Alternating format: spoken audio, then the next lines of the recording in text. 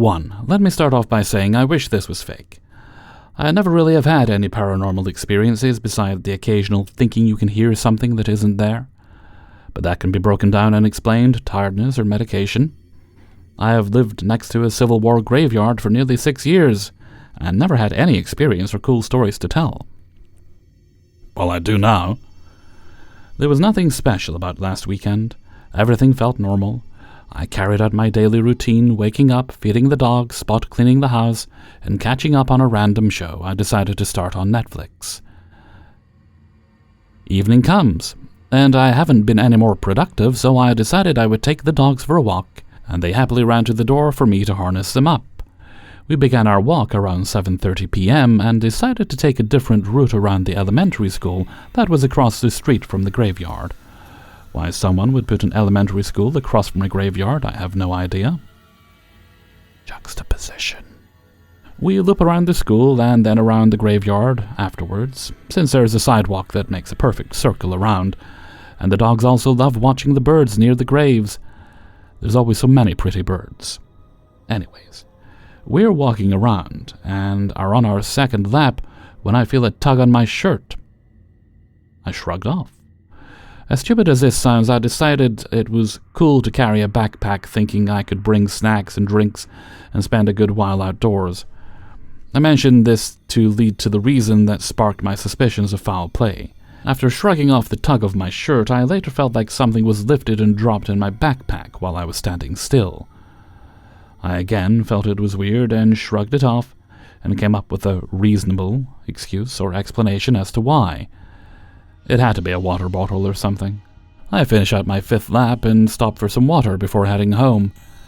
I reached around and brought my backpack in front of me and found it unzipped. I again paid it no mind and drank my water and went home. I let the dogs run inside and I went to the bathroom to start a shower.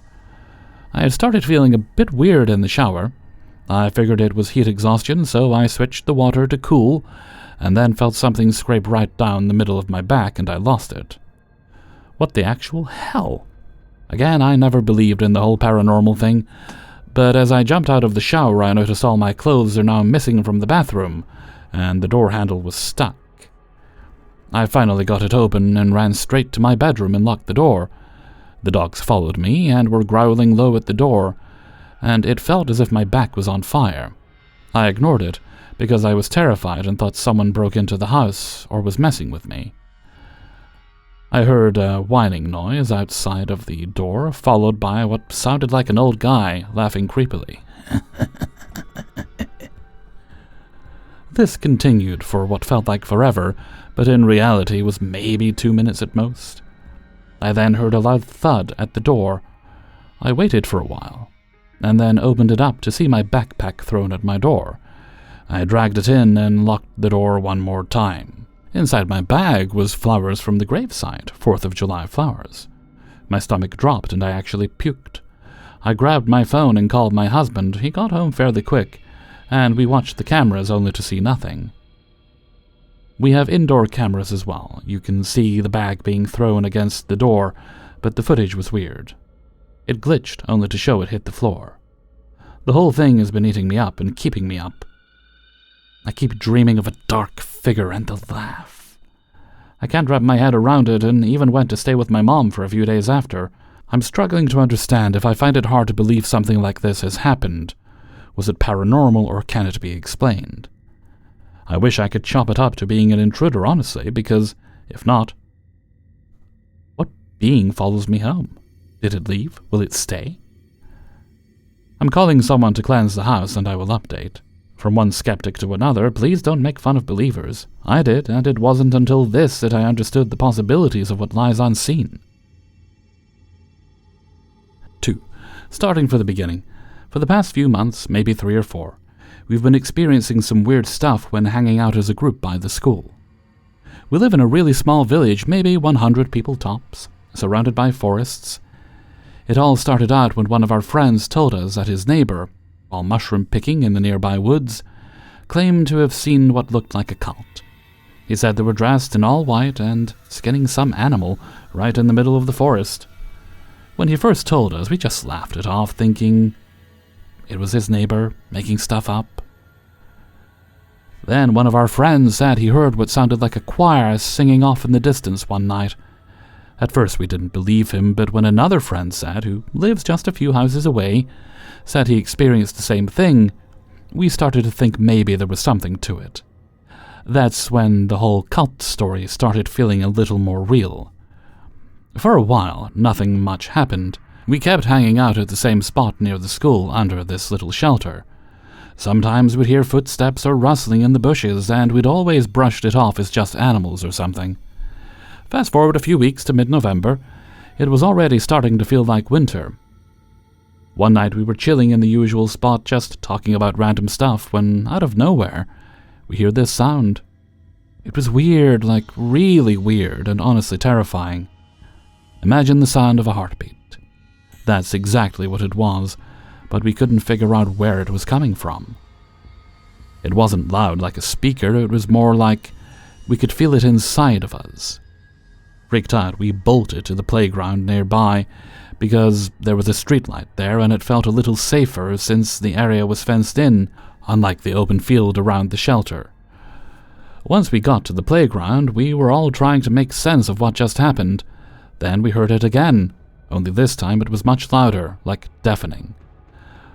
Our ears were ringing forward. The craziest or scariest part? One of our friend's moms also heard it from her house, and thought it was the end of the world or something. While we were still freaked out and trying to figure it out, all the lights went out. Literally every single one, the street lights, the playground lights, everything. At that point we were too scared to even speak. We just sat there in silence trying to listen. After about 20 minutes we noticed how dead quiet it was. It was strange, but then we realized why. It was because planes kept flying overhead, one after another. Not normal planes either, they sounded like jets, and you could only hear them once they were right over or already past us. It was like the sky was suddenly super busy, and because of all the noise our ears had just tuned it out before.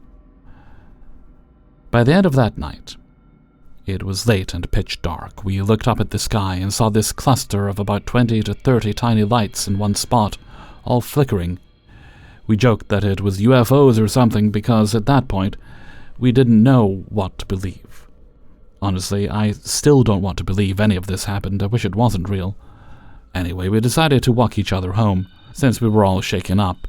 There were 3 of us. They dropped me off first because I lived the furthest away. On the way, though, this car we've never seen before kept flashing its lights at us. It's such a small village, you pretty much know everyone and what cars they drive, so this was weird. It wasn't like we weren't visible either. We had bike flashlights with us. After they dropped me off and were heading back through the fields, they saw the same car driving toward the forest. They decided to watch it for a bit because it wasn't a local car, it even had totally different license plates. As the car drove deeper into the woods, a strange light appeared next to it, and then both the car and the light just disappeared. My friend stood there, stunned for like 15 minutes, trying to process what they saw. Nothing else happened for a while, until yesterday.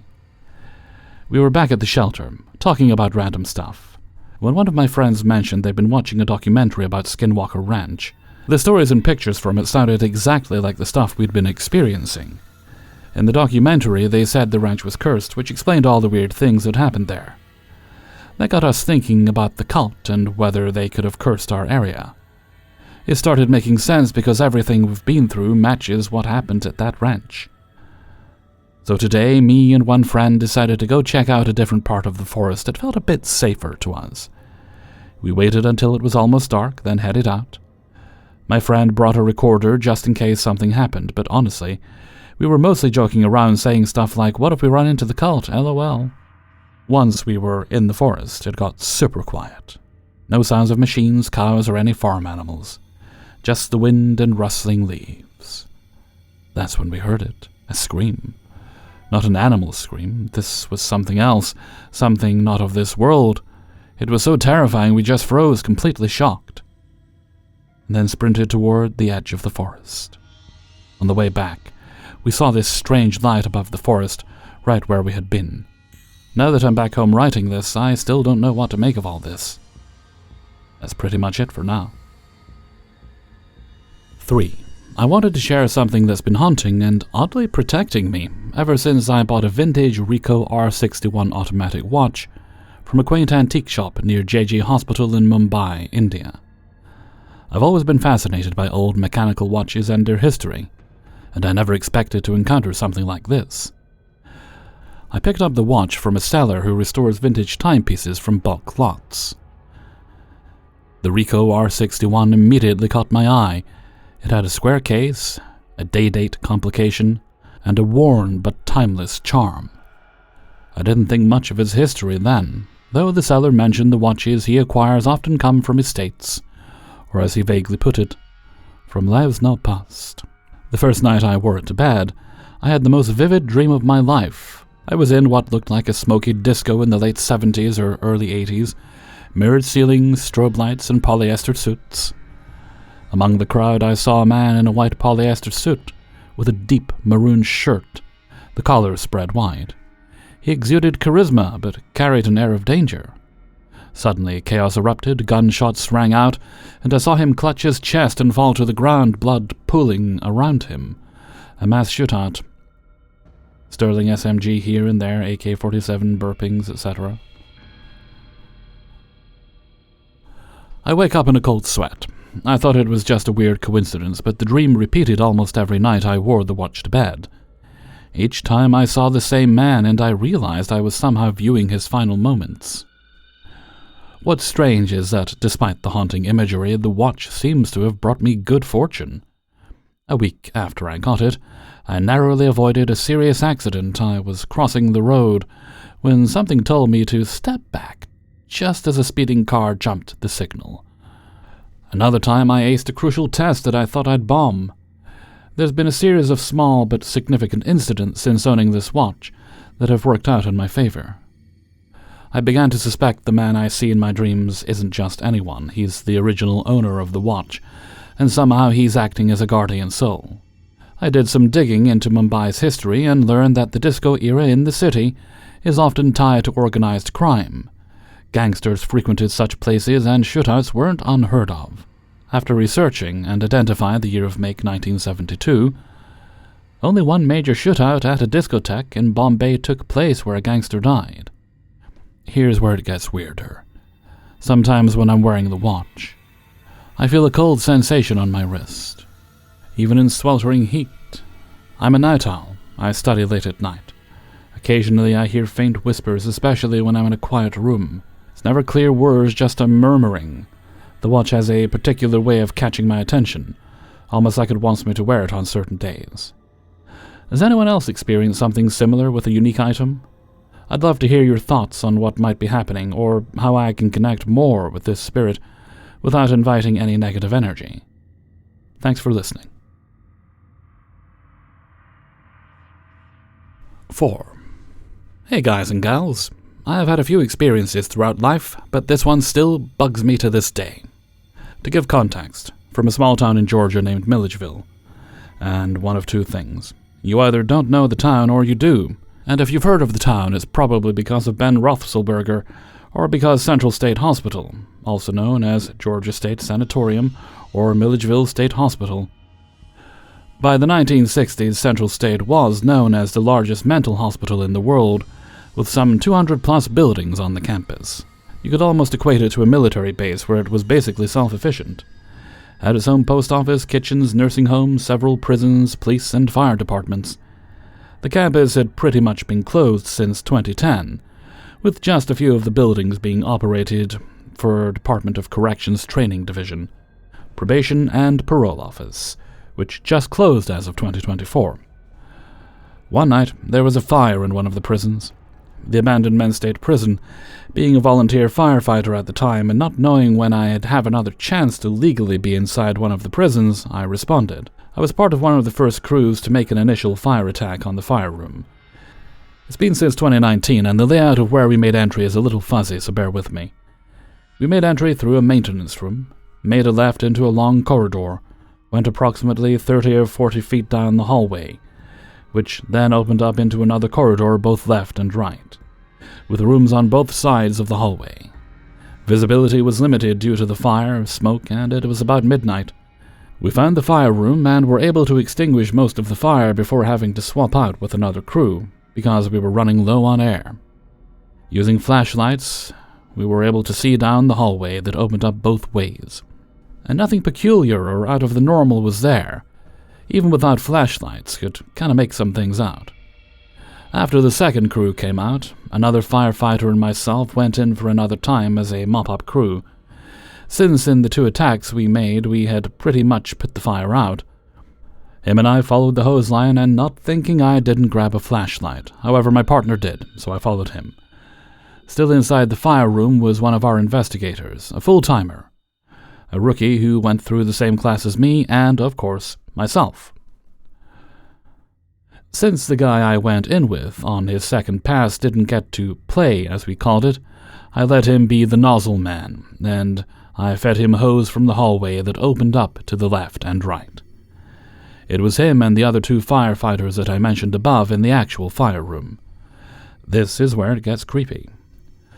As I was feeding the guy's hose, I looked right down the hallway, and probably about 60 or 70 feet, possibly more, I'm not that great with the distance at times, I saw a shadow figure standing there. The figure was about 7 or 8 feet tall, skinny, with red eyes. How could I tell it was a shadow figure? I didn't have a flashlight, and yet it was dark, looking down the hallway, but this figure was darker than anything around it. Wasn't the people that set the stuff in the prison on fire, because they were idiots that showed up to the station in person and reported the fire.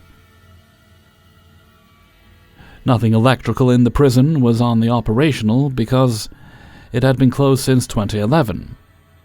So nothing red would have been on. I probably looked at it for what seemed like forever, but was probably only a minute to a minute and a half. Before the nozzle man said to back out, I looked at him, acknowledged that I heard him, repeated backing out, and before I knew it, I looked back down the hallway and the figure was gone. Of course, being the only one in the hallway at the time, I was the only one who saw this figure. After this happened, I kept it to myself because I didn't want someone to think I was crazy or make excuses as to what I saw. One day I was visiting with one of my friends at the Outlier station several months later, and was just having casual conversations. She had been stationed at the fire station in that district, and had just been talking.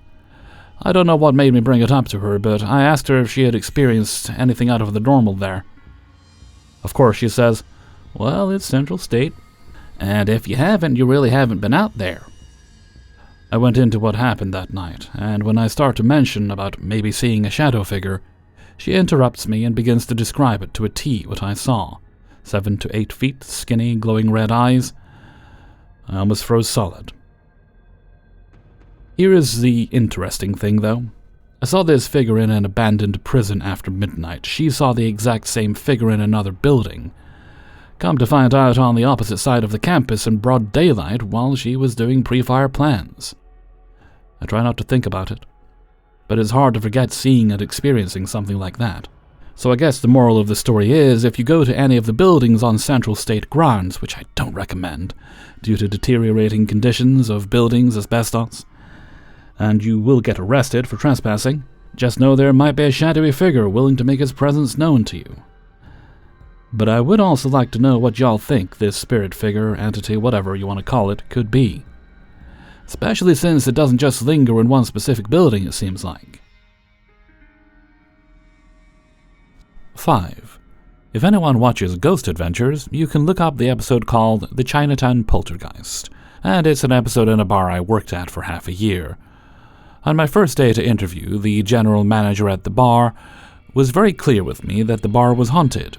They were very serious, and that it was more mischievous than dangerous. Having had my own paranormal experiences in college and having somewhat of a higher vibration, I wasn't too worried about it, and I really wanted and needed the job. Vinnie Paul Abbott of Pantera was actually there that night before he died, fun fact. A lot of my co-workers had different stories, along with the stories that are featured in the Ghost Adventures episode. Entities mentioned were an old man and a little girl, really something with little girls in haunted places. Having things break or go missing, voices in storage areas, voices when the bar was empty during grave hours, it's a 24-hour bar, and even physical things like hair being pulled or one guy being thrown to the ground after mocking an artifact of a shrunken head that may or may not be a real shrunken head. I was also shown a ceremonial blade that still has real human blood on it, and an urn that apparently has a fraction of the ashes of Aleister Crowley. For a while, I never saw or heard anything, and I was left by myself alone in the bar a few times. They'd put music on and just kind of sing like, maybe there's spirits here, I'll give them a show. But I started to change. I was always angry and frustrated. I would rationalize all the things I should be happy and grateful for, but I just couldn't help it. I was always upset, and on a 120-degree day in Vegas when a belligerent customer started harassing me, I told her to shut the F up. As liberating as that was, because she was an evil person, it was out of my character for a professional bartender of 13 years. Then I started getting these weird rashes and marks that are apparently called dermatographia. But I thought I was getting really sick and got it in my head I developed something really bad. That led to more stress, lots of restless days, and eventually my herniated disc started acting up randomly and got to such a level of pain that I was having to scoop ice while on my knees. The pain in my back affected my performance so much that I lost a job, and from there I spiraled into 3 or 4 months of panic attacks and levels of anxiety I never thought I was capable of experiencing. As a spiritual person that's still learning about God, I just called on that and prayed for my strength. Eventually I was able to push through, avoid medication, and worked my way out of the depression, but I just haven't been able to shake the effect that place had on me, and I was warned. Never seen such a high turnover. There's very few of the staff that has stuck around for various reasons. One of the last messages from my bar manager was wishing me good luck, and an admission as to how weird the energy is there. It could have all just been some coincidental nervous breakdown, but intuitively, I don't think so. Hey everybody, Hellfreezer here, and thank you very much for listening to Paranormal Stories, episode 412. And thank you very much to everybody who allowed me to use their stories in this video. Before you go, please do hit the like button and subscribe if you haven't already done so, and you can support the channel on my Patreon page, which is linked in the description. Okay, I don't think we've any other business, so let's move on to Hellfreezer's question of the day. And today's question is, okay, this one's a little bit random, but how often do you wash your pillows? For me, it's more a matter of whenever I'm changing the sheets. I usually think, oh, I don't think I've washed that for a while, I should probably throw that in, and therefore I do, so it's therefore going to be nice and fresh later that day when I put it back on. But maybe you do it a bit more frequently, so why don't you let me know what you think in a comment below. And before we go, let's take a look at the answer of the day from a previous video. This one comes from Paranormal Stories for 10... That reminds me, I published the wrong video on Friday, so I've still got a paranormal one to go up. Okay, so let's see. I think this question was, how do you like your tea? And today's answer comes from Matt Steffen. I love tea, sweetened and unsweetened, but with the cold weather and really once it gets below about 60 Fahrenheit, but especially from mid-fall through early spring, I love to make a big, hot green or black tea and add a little honey or maple syrup, and a little, more moderate amount of whiskey. Thank you very much for your answer, Matt. And with that, I'm going to head off for now, so until next time, thank you very much for listening, and take very good care of yourselves.